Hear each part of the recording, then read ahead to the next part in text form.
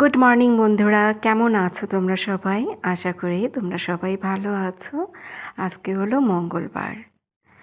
প্রতিদিন আমার সকালটা যেভাবে শুরু হয় আজকেও ঠিক সেই একইভাবে সকালটা শুরু হলো। প্রথমে সংসারে কিছু কাজকর্ম থাকে, ঘুম থেকে ওঠার পরে সেই কাজগুলো সেরে তারপরে স্নান করে ঠাকুর ঘরে আসি। আজকেও ঠিক সেই একই নিয়মেই আমার সকালটা শুরু হলো। বাইরে উঠোনটা জল দিয়ে ধুয়ে দিয়েছিলাম, ওগুলো তো আমি স্নানের আগে করি। তারপরে আমি স্নান সেরে তুলসী মন্দিরে জল দেয়া, ঠাকুর ঘর মোছা, এগুলো সব কমপ্লিট করলাম। এখন পুজোতে বসবো। আজকে মঙ্গলবার, হনুমান চল্লিশাও পড়তে হবে। এখন গোপালকে আগে ঘুম থেকে তুলব।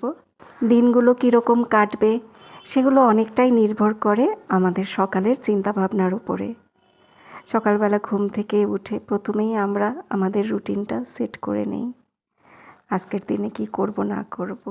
নতুন একটা দিন, নতুন একটা সকাল আমাদের সবার জন্যই একটা সুযোগ নিয়ে আসে কিভাবে আমরা আমাদের নিজেদের দিনটাকে গ্রহণ করব। জীবনটা তো আর সরল রেখার মতো সোজা চলে না, অনেক বাঁক থাকে। তবুও আমরা সবাই মোটামুটি চেষ্টা করি যাতে ভোরবেলাটা আমাদের সবার ভালো কাটে। সুস্থ, সুন্দর, সতেজ মন নিয়ে আমরা ভোরবেলাটাকে নতুন করে শুরু করি, যাতে আমরা সারাটা দিন পজিটিভ থাকতে পারি। পুজো দিয়ে তারপর আবার সংসারের কাজে কর্মে হাত দিলাম। আজকে টিফিনে করলাম পরোটা আর হলো গিয়ে ছোলার ডাল। এখন সবার টিফিনটা গুছিয়ে দেব। কৃপার টিফিনটাই আর কি টিফিন বক্সে দিতে হবে। আর অর্জুন তো স্কুলে যাবে না, ওর শরীরটা এখনও ঠিক হয়নি, তো সেই জন্য স্কুলে আর পাঠাচ্ছি না। দুটো পরোটা দিই। ঠান্ডা হয়ে গেছে, হটপটে রাখলেও দেখি ঠান্ডা হয়ে যায়। আর ছোলার ডাল দেবো কিসে, এত বড় টিফিন বক্সে। টিফিন বক্সগুলো জানো কী করেছি আমি, সব ফ্ল্যাটে রেখে এসেছি। কৃপা যে টিফিন বক্সগুলোতে টিফিন নেয় সেগুলো একটাও এখানে নেই, সব ফ্ল্যাটে। কি কাজ করি, মাথায় কোনো কিছু থাকে না। দেখি বড়মশাই খাই কি না পরোটা, তাহলে ওকে একটা দিয়ে আসি।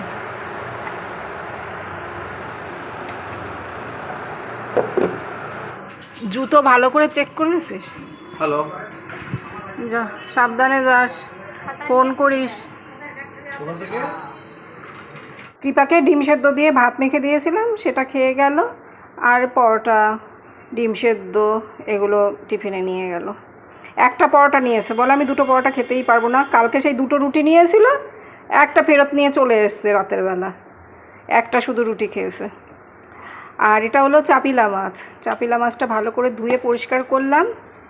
আজকে চাপিলা মাছ রান্না করব, অর্ধেকটা রান্না করব আর অর্ধেকটা রেখে দেবো ফ্রিজে। কালকে আবার বাকি অর্ধেকটা করে নেব। কাজ করতে করতে হাঁপিয়ে গেলাম, সকাল থেকে এত ছোটাছুটি করতে হয়। তারপর 11টা-12টা বাজলে আমার শরীর আর চলতে চায় না, আর আমার ভালো লাগে না কাজ করতে। এই বিস্কুটের প্যাকেটটা, এটা মেয়ের বিস্কুটটা, এটা নিচের ঘরে থাকবে আর এটা উপরের ঘরে নিয়ে যাব। এটা ঢেলে রাখি কৌটোর মধ্যে। মাছের ঝোলটা তো বসিয়ে দিলাম, ওটা হয়েও গেছে। এই বিস্কুটটা ঢেলে তারপর ওটা নামাবো। আর ভাতও উতলে গেছে, ভাতটাও নামানোর সময় হয়ে এসছে। কথা বলতেও অসুবিধা হচ্ছে, এত কষ্ট হচ্ছে। 11টা-12টার দিকে শরীর আর চলতে চায় না। এই 11টা-12টার সময় কোন ভূত যে আমার উপরে ভর করে আমি সেটাই বুঝি না। কৃপাও বলবে যে মা তোমার এই 11টা-12টা বাজলে কি হয়, এই সময় তুমি কেন এরকম করো। অর্জুনকে স্নান করাতে হবে, এই রান্না ঠান্না এগুলো সব নামিয়ে রেখে রান্নাঘর পরিষ্কার করে গরম জল করব। তারপরে অর্জুনকে স্ক্রাবার মাখাতে হবে, গা মুছিয়ে দিতে হবে। শুধু কি তাই, ওই ছেলে গায়ে জল নিয়ে সারা ঘর ঘুরে বেড়াবে। এই ঘরে যাবে, ওই ঘরে যাবে, সেই ছোটোবেলা থেকে যা যা করে এসছে এখন অবধি। ছেলে এত বড় হয়ে গেছে, তারপরেও সেই ছোটোবেলার অভ্যেসগুলো আর ছাড়তে পারছে না। ওর যেন মজা লাগে। ভেজা গায়ে থেকে জল টপ টপ করে পড়ে, তো সেই অবস্থায় শুধু এই ঘরে ছুটবে, ওই ঘরে ছুটবে, আর পেছন পেছন আমি ছুটতে থাকি। আর ওর সাথে এই ছোটাছুটি করতে গিয়ে আমি হাঁপিয়ে যাই। আমি এত ছোটাছুটি করতে পারি না, সারা ঘর সেই জলে জলে ভরে থাকবে, ওগুলো আবার মুছতে হয়।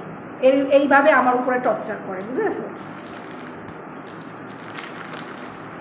মাছের ঝোলটা বন্ধ করে দিয়ে আসে, একটু গরম মশলা দিতে হবে।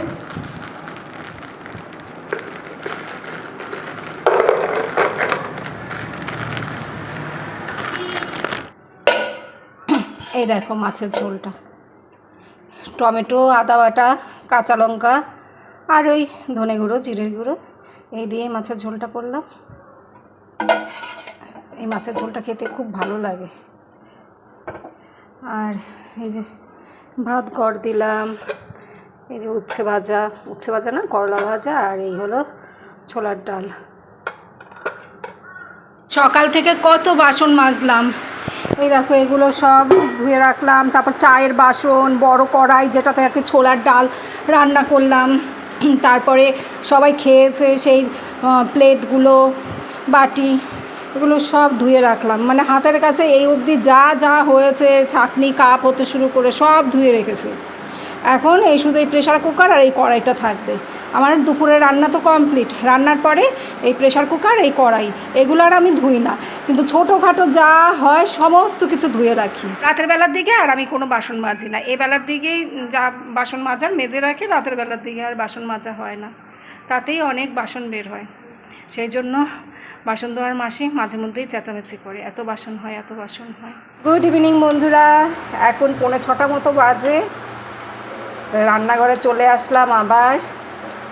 আজকে বিকেলে অর্জুনকে ব্রেড পকোড়া করে দেব, তো তেলটাই গরম করলাম আর এদিকে সমস্ত কিছু রেডি করে নিলাম।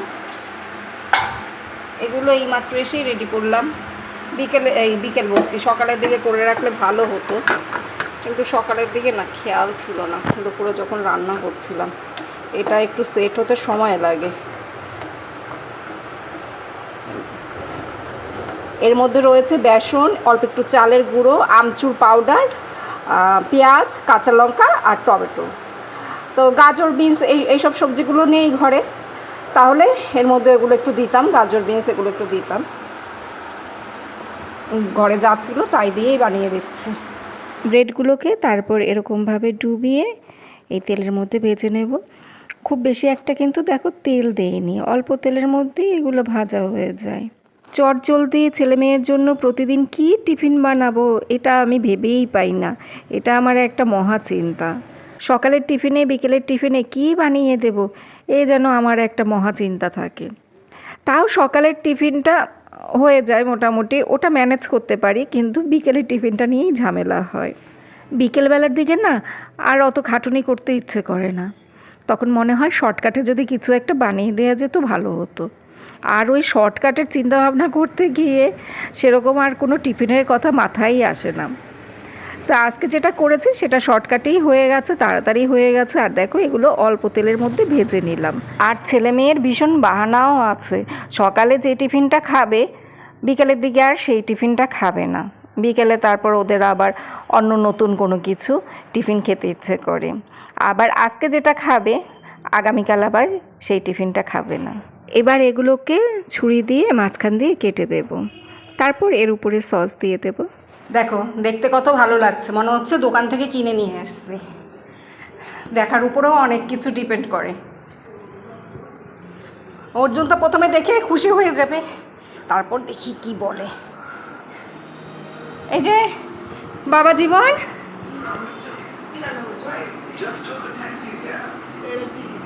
ব্রেড পাকোড়া একটু খেয়ে দেখো তো বাবা। একটু হাতে রাখ বাবা, এই খাটে রাখিস না, হাতে নিয়ে খা। ধর একটু ধর, হয়েছে বাবা। যাক, তোর মন তাহলে জয় করতে পারলাম, কারণ তুই খাবার ব্যাপারে খুব খুঁতখুঁতে হয়ে গেছিস। খাটে আমি এটা রাখতে দেবো না, তাহলে সোফায় বসে খেতে হবে। না, তাও আমি রাখতে দেবো না, সোফায় যা, সোফায় বসে খাবে। আমিও একটা নিলাম, খেতে বেশ ভালো লাগছে, তবে এগুলো গরম গরমই খেতে ভালো লাগবে। ঠান্ডা হয়ে গেলে নরম হয়ে যাবে, ভালো লাগবে না, চায়ের সাথে এগুলো জমে যাবে। আর সেরকম একটা বেশি ঝামেলাও নেই, বেশি কিছু প্রয়োজনও হয় না, তাড়াতাড়ি হয়ে যায়, মানে ঘরে যা থাকে তাই দিয়েই বানানো যায়। আমি তো এলোকেশি হয়ে বসে রয়েছি, মাথা আসতেছিলাম এর মধ্যে, কিন্তু তেল ফেল দেওয়া হয় নাই তো হেনা করেছি, চুলগুলো কেমন যেন উস্কো ফুস্কো হয়ে আছে। আর যা গরম পড়েছে, চুল আঁচড়া দিয়ে গোছা গোছা শুধু চুল ওঠে। এখন আবার হাত মুখ ধুয়ে ফ্রেশ হবো আর স্নান করে নেব, ফ্রেশ হবো না, স্নান করবো, প্রচণ্ড গরম লাগছে। স্নান করে এখন ঠাকুর ঘরে ঢুকতে হবে। সন্ধে পুজো দিলাম, আর পুজো দেওয়ার পরে এ দেখো পিতলের বাসনগুলোতে পিতাম্বরী মাখিয়ে রাখলাম, কালকে এগুলো মেজে ঘষে দেব। এগুলো একটু মাখিয়ে রাখলে ভালো হয়, ভালো পরিষ্কার হয়। সকালবেলা তাড়াহুড়ার সময় থাকে তো, ওই জন্য না মাখিয়ে সাথে সাথে মাজা শুরু করে দিই। তাই ভাবলাম যে রাতের বেলার দিকে এগুলো মাখিয়ে রাখি, সকালবেলা তারপরে ভীম সাবান দিয়ে ঘষে দেবো। কৃপা বারাসাত থেকে হাবড়ার বাসে উঠলো, তো আশা করি আধ ঘন্টার মধ্যে চলে আসবে। এখন আমি পটলটা ভাজবো, এখন পটল ভাজবো আর ভাত বসাবো। এই ফ্যান বন্ধ করলাম কেন, লাইট বন্ধ করবো, যাই পটলটা ভেজে নিই। আর অর্জুনও এইমাত্র এই টিউশন পড়াতে গেল। 9:10 বাজে এখন, কৃপা 8টার সময় ঘরে এসছে, তো ভাত খেয়ে এখন মনে হয় শুয়ে আছে। আর অর্জুন এখনও আসেনি, তো ভাবলাম অর্জুন যখন এখনও আসেনি মাথায় তেলটা দিয়ে রাখি এই ফাঁকে। এটা হলো রোজমেরি ওয়াটার, এটা আমি বাড়িতে বানিয়েছি। তো সেই সময় তো আমি ব্লগ করিনি, ওই মাঝখানে অনেকদিন ব্লগ করিনি, ওই সময় বানিয়েছিলাম, তো ওই জন্য তোমাদের সাথে শেয়ার করা হয়নি। এটা ফ্রিজের মধ্যে থাকে, ফ্রিজে না রাখলে এটা নষ্ট হয়ে যাবে। এটা তো আমলা তেল, তো এর মধ্যে এটা মিশিয়ে একবারে বেশ ভালো করে মাথায় মাসাজ করব। কতক্ষণ মাসাজ করতে পারবো জানি না, অর্জুনের চলে আসার সময় হয়েছে। আমি ভাবছিলাম অর্জুন ওরা আসবে, ওদেরকে ভাত বেড়ে দেবো, সবাইকে ডিনারটা সার্ভ করে তারপরে আমি রাতের বেলা এসব দেবো। তো দেখছি এখনো আসছে না, বসে থেকে কী লাভ।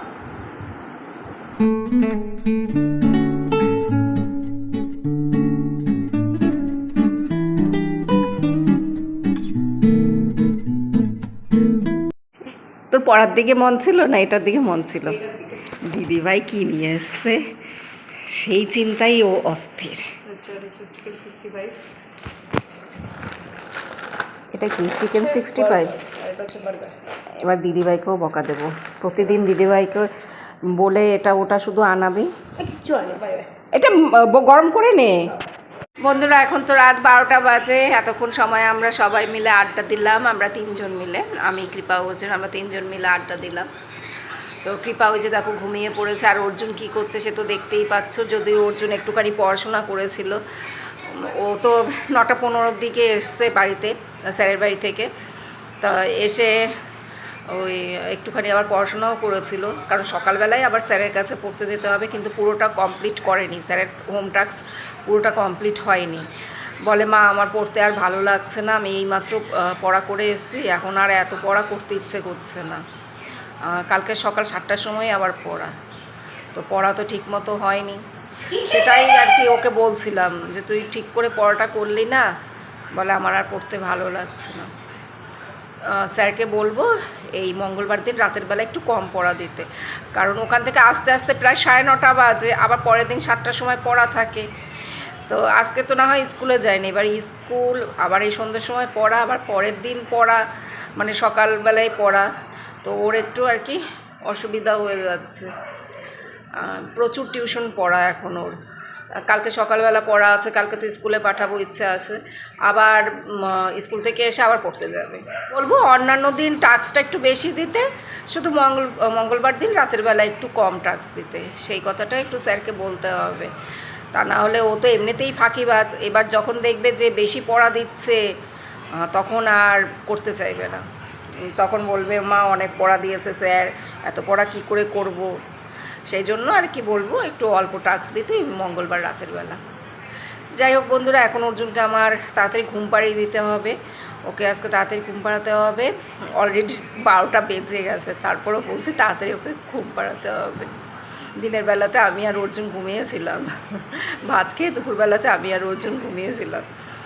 তো ওকে আবার সকালবেলা পাঠাতে হবে, তো ওই জন্যই তাড়াতাড়ি ঘুম পাড়াবো। আর আমার আবার ওদিকে জপের মালাটাও নেওয়া হয়নি, এই অর্জুনকে ঘুম পাড়িয়ে তারপরে আমি জপের মালাটা নেব। টাটা বন্ধুরা, গুড নাইট। তোমরা সবাই ভালো থেকো, সুস্থ থেকো, সাবধানে থেকো। আবার আগামীকাল দেখা হবে।